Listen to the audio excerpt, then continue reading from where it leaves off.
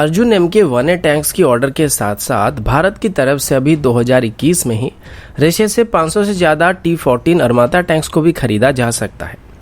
Boeing की तरफ से दिए गए ऑफर के मुताबिक अगर MMRC टेंडर में F-15EX को सिलेक्ट किया जाता है तो इसे आगे चल के HAL और महिंद्रा डिफेंस जॉइंटली मैन्युफैक्चर करने वाले हैं। उत्तराखंड में हुई ग्लेशियर आउटबर्स्ट की वजह भी चाइना की तरफ से भारत को बताकर इसमें इंडियन आर्मी को ब्लेम करने की कोशिश किया जा रहा है। बाइडेन गवर्नमेंट की तरफ से भी आगे चल के चाइना को काउंटर करने के लिए भारत के साथ मजबूत रिलेशन को बनाने के साथ साथ साउथ एशिया में भारत को अपना सबसे बड़ा डिफेंस पार्टनर बनाने का फैसला किया गया है। और अंत में आखिर किस वजह से एरो इंडिया शो के दौरान रशिया की तरफ से Su-57 एयरक्राफ्ट को डिस्प्ले नहीं किया गया था और यहां तक कि इसकी एक भी स्मॉल स्केल मॉडल को भी एरो इंडिया शो के दौरान कहीं पर भी डिस्प्ले नहीं किया गया था। ऐसे ही कुछ और खबरों के बारे में हम आज की वीडियो में बात करने वाले हैं।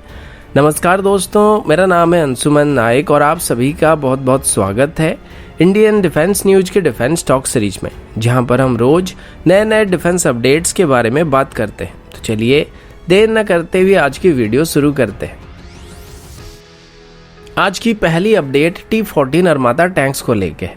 जैसे कि कल मैंने आप सभी को बताया था कि भारत अभी अर्जुन MK-1A टैंक्स को शामिल करने के साथ साथ ही अर्जुन टैंक का सफर अभी यहीं पर ही खत्म होने वाला है और अभी भारत चाइना स्पेसिफिक रोल के लिए नए मॉडर्न टैंक्स को खरीदना चाहता है जो कि हिमालयन रीजन में सही से ऑपरेट कर सके। और इस लिस्ट में अभी T-14 अरमाता टैंक सबसे पहले नंबर पे है और आने वाले FRCV प्रोजेक्ट के अंदर भी इसको सेलेक्ट किया जा सकता है, इसके सबसे ज्यादा चांस है। हाल ही में इसको लेके कुछ रिपोर्ट सामने आए थे जिसमें ये बताया गया था कि भारत की तरफ से अभी रशिया से 500 से ज्यादा T-14 अरमाता टैंक्स को खरीदने की कोशिश किया जा रहा है और इसके लिए पिछले साल से ही भारत की तरफ से एक कॉन्ट्रैक्ट को तैयार करने की कोशिश किया जा रहा था, लेकिन अरमाता टैंक्स को एक्सपोर्ट करने के लिए क्लियरेंस ना मिलने की वजह से डील आगे नहीं बढ़ पा रही थी। पर अभी शायद इस डील को इसी साल के अंत तक ही फाइल करने की कोशिश किया जाएगा। फिलहाल इसके बारे में कोई ऑफिशियल अपडेट अभी तक सामने नहीं आई है और पिछले साल इसको लेके एक अपडेट सामने आया था जिसमें बताया गया था कि भारत अभी T-14 अरमाता टैंक्स को खरीदने की कोशिश कर रहा था और अभी चाइना के साथ चल रही तनाव की वजह से भारत को लाइटर टैंक्स की जरूरत पड़ रही है जिनको इजीली हिमालयन रीजन में लिया जा सके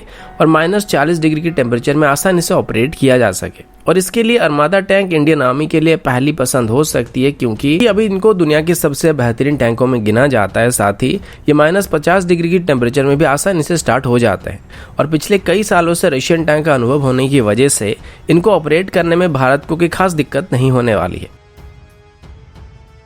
अगला अपडेट Su-57 एयरक्राफ्ट को लेके है। अब सभी को याद होगा एरो इंडिया शो के पहले से ये खबर सामने आ रही थी कि इस बार भारत की एरो इंडिया शो के दौरान Su-57 एयरक्राफ्ट को डिस्प्ले किया जाने वाला था और ये Su-57 का कोई स्केल मॉडल नहीं बल्कि एक सर्विस यूनिट होने वाली थी जिसको रशिया की तरफ से इसमें डिस्प्ले करने का फैसला किया गया था। भले ये एयरक्राफ्ट एयर शो में पार्टिसिपेट नहीं करने वाली थी लेकिन इसको स्टैटिक डिस्प्ले में रखने का फैसला किया गया था। पर एरो इंडिया शो के दौरान कहीं पर भी Su-57 हमको देखने को नहीं मिला था। यहाँ तक कि Su-57 की एक भी स्केल मॉडल को एरो इंडिया शो के दौरान डिस्प्ले तक भी नहीं किया गया था, जिस वजह से संदेह किया जा रहा था कि शायद रशिया की तरफ से Su-57 को भारत में लाया ही नहीं गया था। लेकिन ताजुब की बात यह भी थी कि कहीं पर भी किसी भी इंडियन मीडिया की तरफ से गलती से भी इसकी एक भी स्केल मॉडल की इमेज को शेयर नहीं किया गया था। आखिर क्या हुआ था जिस वजह से रशिया की तरफ से Su-57 की एक भी स्केल मॉडल को एरो इंडिया शो के दौरान डिस्प्ले नहीं किया गया? ये अब तक का सबसे बड़ा मिस्ट्री बनने वाला है। अब मैं तो इस बार एरो इंडिया शो के दौरान नहीं जा पाया था, लेकिन इंडिया माई जान की आशीष भाई को आप सब जानते होंगे,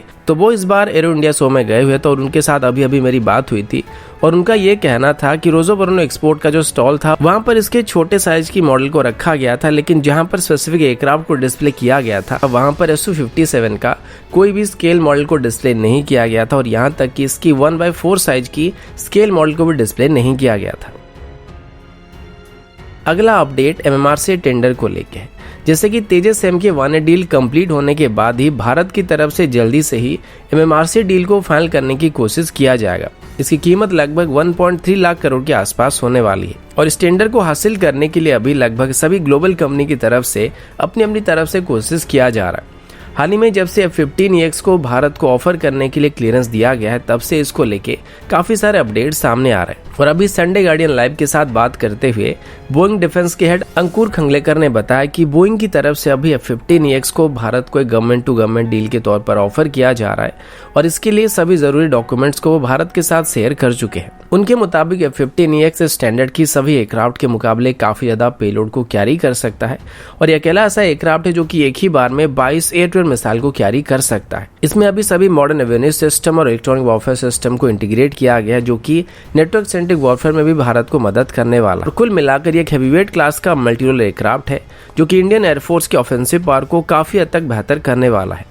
अभी अगर इसे भारत सिलेक्ट करता है तो आगे चल के बोइंग की तरफ से इसको HAL और महिंद्रा के साथ मिलकर भारत में ही मैन्युफैक्चर किया जाएगा। लेकिन सवाल ये है कि भारत कभी भी अभी तक यूएस ओरिजिन एयरक्राफ्ट और एयर टू एयर मिसाइल को इस्तेमाल नहीं किया है, जिस वजह से उनको एक्वायर करने के लिए हमें और एडिशनल डेवलपमेंट यहाँ पे करने पड़ेंगे, जिसके लिए अभी और ज्यादा पैसे इन्वेस्ट करने की जरूरत पड़ेगी। और साथ ही MMRCA टेंडर की कैटेगरी के अंदर भी नहीं आते, जिससे जबरदस्ती यहाँ पे घुसाने की कोशिश किया जा रहा है, क्योंकि बोइंग को लगता है कि शायद MMRCA टेंडर में उनकी F-18 super hornet block 3 Rafale से पीछे पड़ सकता है। और पिछले कई दिनों से इसको लेके काफी सारे आर्टिकल पब्लिश किए जा रहे हैं कि F-15EX एक बहुत ही बढ़िया एयरक्राफ्ट और भारत इसको अभी खरीदने वाला है, जबकि अभी तक इसको लेके कोई भी ऑफिशियल स्टेटमेंट इंडियन एयरफोर्स की तरफ से नहीं दिया गया है। और MMRCA टेंडर में असली विनर कौन होने वाला है, ये इंडियन एयरफोर्स की तरफ से इन सभी एयरक्राफ्ट को टेस्ट करने के बाद ही पता लगने वाली है। अगला अपडेट भारत और चाइना को लेके। अब सब जानते हैं कि लाइन ऑफ एक्चुअल कंट्रोल में भारत और चाइना के बीच डिसएंगेजमेंट प्रोसेस शुरू हो चुका है। आज इसको लेके हिंदुस्तान टाइम्स की तरफ से एक रिपोर्ट दिया गया था, जिसमें यह बताया गया है कि रिसेंटली सैटेलाइट इमेज के मुताबिक चाइना की तरफ से अभी अपने ट्रूप्स को फिंगर 8 से भी पीछे लिया जा रहा है। साउथ ब्लॉक की तरफ से दी गई रिपोर्ट के मुताबिक अभी लाइन ऑफ एक्चुअल कंट्रोल में जो ऑफिशियल डिसएंगेजमेंट प्रोसेस शुरू हुआ है, इसे 10 फरवरी को शुरू किया गया था और इसको 19 फरवरी तक पूरा करने का एम रखा गया है। एक सीनियर ऑफिसर की स्टेटमेंट के मुताबिक डिसएंगेजमेंट प्रोसेस काफी सही से चल रहा है और चाइना काफी तेजी से अपने ट्रूप्स को रिड्यूस कर रहा है। और 9th राउंड की बॉर्डर मीटिंग में हुई बातचीत के दौरान ये फैसला किया गया था कि चाइना अभी अपनी ट्रूप्स को फिंगर 8 के पीछे मौजूद अपनी सिरजाप कैंप में लेने वाला है और भारत अपनी ट्रूप्स को फिंगर 3 के आसपास मौजूद अपनी ध्यानचंद थापा पोस्ट में वापस लेने वाला है। इसी बात को लेकर अभी कई सारे लोग सवाल कर रहे हैं कि भारत ने चाइना को अपना जगह दे दिया है, लेकिन इस पर रिएक्ट करते हुए इंडियन आर्मी के former chief general VP Malik ने बताया है कि जो लोग ऐसे सवाल कर रहे हैं वो कभी भी लाइन ऑफ एक्चुअल कंट्रोल तक नहीं गए हैं और उनको इसके बारे में कोई भी आइडिया नहीं है। फिलहाल फिंगर 4 से फिंगर 8 तक पेट्रोलिंग को अभी बंद किया गया, लेकिन ये टेम्परेरी बेसिस पर है और अभी लाइन ऑफ एक्चुअल कंट्रोल में पहले जैसे हालात को रिस्टोर करने की कोशिश किया जा रहा है। यानी कि चाइना वाले अपने परमानेंट पोस्ट में वापस चले गए और अभी हम अपने परमानेंट पोस्ट में वापस जा रहे हैं, जो कि फिंगर 3 के आसपास मौजूद है और चाइना फिंगर 8 के पास मौजूद अपनी सिरजेप पोस्ट तक पीछे जाने वाला है। जबकि शुरू से चाइना फिंगर 2 तक आने की कोशिश कर रहा था, लेकिन भारत की तरफ से उनको फिंगर 4 से आगे आने नहीं दिया गया था। अगला अपडेट उत्तराखंड में हुई ग्लेशियर ब्लास्ट को लेके। आप सभी को पता है कि इससे कितनी बड़ी तबाही हुआ था और इससे कितने सारे लोगों की जानें गई थी। अब इस हादसे के 2 या 3 दिन बाद लोगों की तरफ से इसको न्यूक्लियर वेपन के इस्तेमाल के साथ जोड़ के कॉन्स्पिरेसी थ्योरी को बनाना शुरू कर दिया गया था, लेकिन अभी चाइना की तरफ से इसके लिए सीधे तौर पर भारत को ब्लेम किया गया है। चाइना की ग्लोबल टाइम की तरफ से दी गई रिपोर्ट के मुताबिक उत्तराखंड की चमोली में जो ग्लेशियर आउटबर्स्ट हुआ था, इसके लिए भारत जिम्मेदार है और इसके लिए चाइना के जो एक्सपर्ट्स हैं उनके तरफ से भारत की तरफ से किए जा रहे कंस्ट्रक्शन एक्टिविटी को वजह बताया गया है। और इंडियन आर्मी अभी उत्तराखंड में जो भी नए नए रोड्स और कंस्ट्रक्शन कर रही है, इसका असर अभी वातावरण के ऊपर पड़ रहा है, जो कि अभी प्राकृतिक विपदा को निमंत्रण दे रही है। जबकि एक यूएस मीडिया की तरफ से कुछ दिन पहले बताया गया था कि इसके पीछे चाइना का हाथ है और चाइना की तरफ से भी भारत के खिलाफ साजिश करके किसी रिमोट कंट्रोल एक्सप्लोसिव मेटल का इस्तेमाल करके ये सब किया गया था। इसी बात को काउंटर करते हुए चाइना की इंस्टीट्यूट फॉर इंटरनेशनल रिलेशन के एक्सपर्ट ने कहा है कि इसमें चाइना का कोई भी हाथ नहीं और ये सभी इंडियन आर्मी की तरफ से किए जा रहे कंस्ट्रक्शन एक्टिविटी की वजह से हो रहा है। चमोली की बात करें तो अभी भी वहां पर रिलीफ ऑपरेशन जारी है और इसमें 164 लोग लापता होने के साथ साथ 40 लोगों का बॉडी अभी तक आइडेंटिफाई किया जा चुका है। अगला अपडेट भारत, यूनाइटेड स्टेट और चाइना को लेकर। जब से यूनाइटेड स्टेट के प्रेसिडेंट के तौर पर जो बाइडेन आए, तब से ये बात बताया जा रहा है कि हो सकता है यूनाइटेड स्टेट की तरफ से अभी चाइना के प्रति अपनी अग्रेसिवनेस को थोड़ा कम कर दिया जाएगा और बाइडेन गवर्नमेंट यहाँ पे प्रो चाइना गवर्नमेंट हो सकती है। लेकिन अभी इस बात को खारिज करते हुए बाइडेन सरकार की तरफ से ऑफिशियली बताया गया कि बाइडेन गवर्नमेंट भी आगे चल के यूएस की इंडो पैसिफिक स्ट्रेटेजी को आगे ले जाने वाली है, जिसमें यूनाइटेड स्टेट का पूरा फोकस भारत के ऊपर होने वाला है। और भारत साउथ एशिया में यूनाइटेड स्टेट का सबसे बड़ा डिफेंस पार्टनर बनने वाला है। यूनाइटेड स्टेट अभी सीधे तौर पर चाइना को चैलेंज भी करने वाला है, लेकिन यूनाइटेड स्टेट की तरफ से ये भी बताया गया है कि चाइना की तरफ से अभी जिस तरीके से अपनी नेवी को मॉडर्नाइज किया जा रहा है और एक्सपैंड किया जा रहा है, ऐसे में सिर्फ यूनाइटेड स्टेट या भारत या फिर अकेले क्वाड इसके लिए सफिशिएंट नहीं होने वाला है और हमें इंडो पैसिफिक में चाइना के प्रेजेंस को काउंटर करने के लिए एक मजबूत संगठन को बनाने की जरूरत है। अगला अपडेट पाकिस्तान की तरफ से है। अभी पाकिस्तान की तरफ से एक नेवल एक्सरसाइज को अरेंज किया गया है जिसका नाम अमन 21 है और इसमें यूनाइटेड स्टेट, रशिया और चाइना एक साथ पार्टिसिपेट करने वाले हैं, जो कि सुनने में थोड़ा अजीब लग रहा है, लेकिन यूनाइटेड स्टेट और चाइना एक साथ इस एक्सरसाइज में पार्टिसिपेट करने वाले हैं। एक चाइनीज नेवी की टीम 12 फरवरी को आके पाकिस्तान की कराची पोर्ट में पहुंच चुकी थी, जिसमें एक टाइप 52D क्लास का डिस्ट्रॉयर भी शामिल था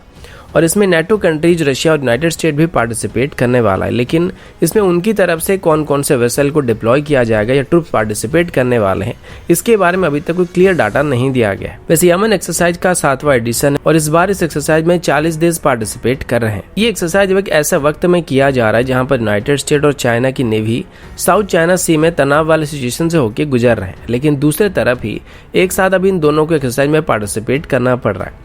और साथ ही इससे पाकिस्तान भारत को भी अपनी ताकत को दिखाने की कोशिश कर सकता है, क्योंकि इसको अभी अरेबियन सी में ही कंडक्ट किया जाएगा, जो कि इंडियन नेवी की नजर से ज्यादा दूर नहीं है। इसको अभी 2 अलग अलग फेज में कंडक्ट करने का प्लान किया गया था, जिसमें पहले फेज को हार्बर फेज और दूसरे फेज को सी फेज का नाम दिया गया था। इसमें सबसे पहले हार्बर फेज में नॉर्मल मीटिंग, कॉन्फ्रेंस वगैरह किया जाएगा और सी फेज में मैरीटाइम काउंटर टेररिज्म ऑपरेशन को कंडक्ट करने का प्लान किया गया है। तो दोस्तों, अभी के लिए इतना ही। मिलता हूँ आपसे अगले वीडियो में, तब तक के लिए जय हिंद, वंदे मातरम।